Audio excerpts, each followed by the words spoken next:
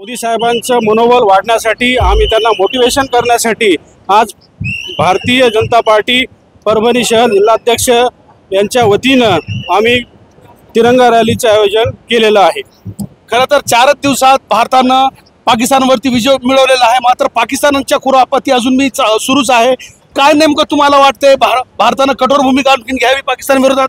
अतिशय बरोबर उत्तर आहे तुमचं। आमचं म्हणणं एकच आहे की येणाऱ्या काळामध्ये पाकिस्तानची मुजोरी वाढू नये यासाठी दैनंदिन त्यांनी जर एक गोळी मारली असेल तर आमच्याकडे 100 गोळ्या मारायची ताकद मोदी साहेबांनी सैन्यामध्ये निर्माण केलेली आहे आणि हीच ताकदीचं मनोबल त्यांचं वाढण्यासाठी मोदी साहेबांचं धैर्य पूर्ण सैनिकांचं पूर्ण धैर्य वाढवण्यासाठी त्यांची हिंमत वाढवण्यासाठी आम्ही प्रत्येक शहरातून अशी विविध प्रकारची तिरंगा रॅली आम्ही प्रस्तुत केलेली आहे।